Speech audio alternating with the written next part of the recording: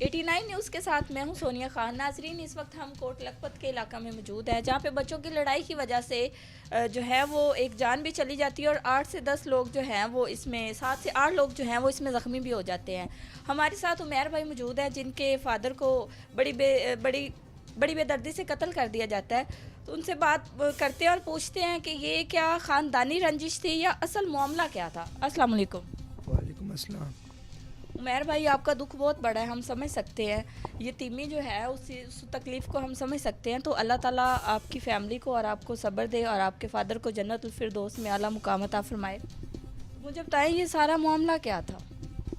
معاملہ یہ بس ایک بچوں کو سمجھایا ہے کہ اذان کے وقت یار گالم گلوچ کر رہے تھے، چھوٹے چھوٹے بچے تھے، ان کو کیا ہے کہ یار آپ نا ایسے نہ کریں گلی میں؟ ہاں گلی میں، یہ باہری گلی میں ان کو سمجھایا کہ یار ایسے نہ کریں۔ وہ بھی میرے کزن نے، میرے والد صاحب اندر بیٹھے تھے، ٹھیک ہے، وہ بچوں نے جا کے اپنے گھر کیا ہے کہ ہمیں وہ بھائی نے ایسے کہہ دیا۔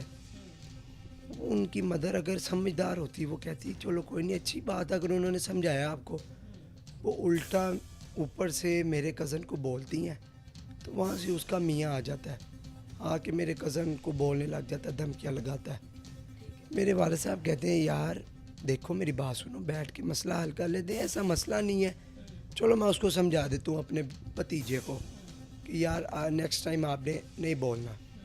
کیا کو کہ ابا جی میرے آ جاتے ہیں، اس کو بھی سمجھاتے ہیں، ٹھیک ہے، معاملہ ختم ہو جاتا ہے ایک دفعہ۔ ختم ہو جاتا ہے۔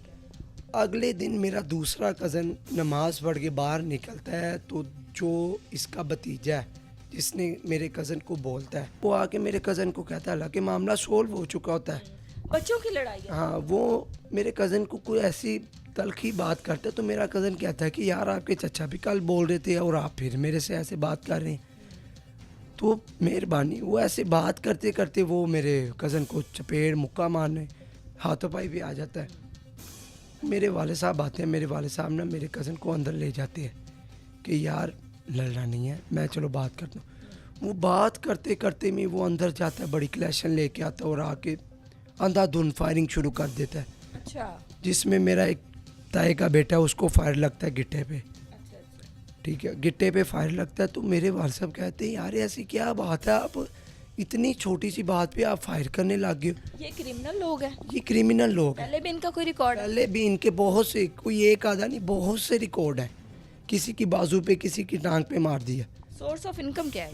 سورس آف انکم یہی منشیات فروغ ہیں، یہ اسلحہ ان کا بکتا ہے، گولیاں وغیرہ یہ بیچتے ہیں، ٹوٹلی خاندان ان کا اسی کام میں ملوث ہے۔ محلے میں ان کی ریپوٹیشن خراب ہے، باہر لوگوں سے پوچھا ہے ہم نے، بات چیت کی ہے لوگوں سے، تو ان کی ریپوٹیشن بڑی خراب ہے جی بہت خراب ہے، کوئی 100 میں سے اس سے پہلے کبھی آپ کا ان لوگوں سے الجھنا یا؟ کوئی الجھنا نہیں، کوئی الجھنا ہی نہیں، سگو میرے والد صاحب نے اس کو پیسے دیے کہ یار آپ کے گھر کا لینٹر ڈل رہا ہے، آپ اپنے گھر کے لینٹر ڈالیں، پیسے کم ہے، یہ لو پکڑو پیسے، لینٹر ڈالو۔ ان کے ساتھ سارا تعاون کیا، میں نے خود، میرا لوہے کا کام ہے، میں نے خود ان کے گھر کا دروازہ، میں نے ان سے پیسے نہیں لیے کہ غریب بندے ہیں، ماڑے بندے ہیں، لیکن اتنی حد تک پہنچ جائیں گے۔ کتنے لوگ زخمی ہوئے ہیں؟ یہ تقریباً 7 سے 8 لوگ زخمی ہوئے ہیں اور ایک میرے والد صاحب جو کہ اس دنیا سے، انتقال؟ اور ان میں ایک بندہ نہیں فائرنگ کرنے والا، موقع پہ ان کے چاچا۔ اچھا، فائرنگ جو ہے نا وہ کراس فائرنگ نہیں ہو رہی، یہ جو متاثرہ فیملی ہے ان کے پاس کوئی اسلحہ نہیں تھا؟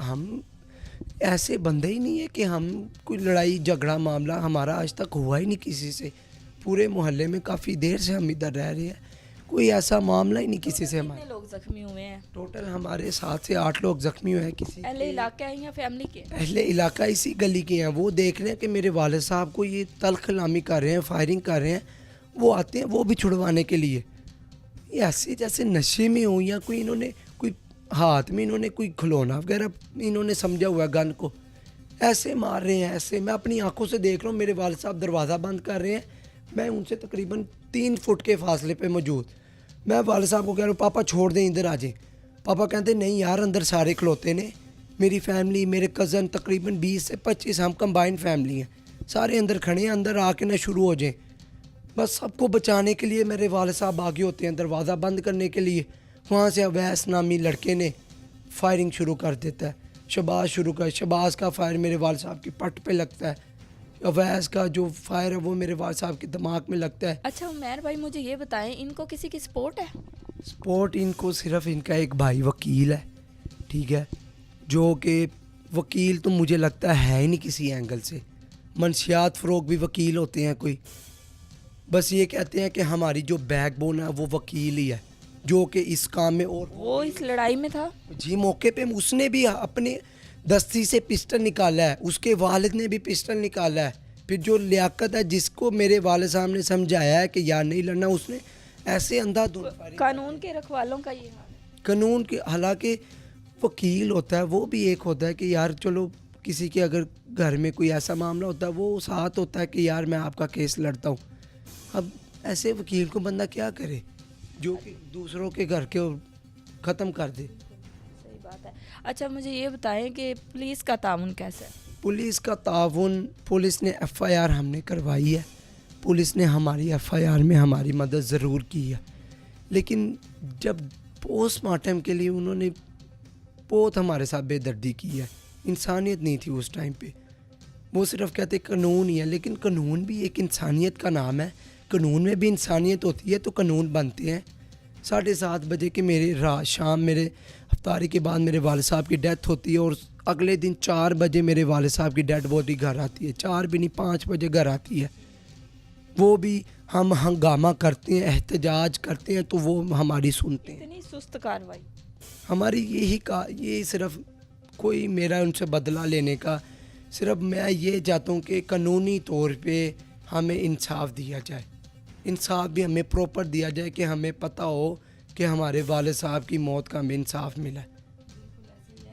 गवर्नमेंट से आपकी क्या अपील है? मेरी सिर्फ वज़ीर आज़म, वज़ीर आज़म, वज़ीर आला पंजाब, जो भी हैं हमारे मुल्क के मुहाफ़िज़ जो भी हैं, हमारे उनसे यही दरख्वास्त है कि हमें इंसाफ दिया जाए।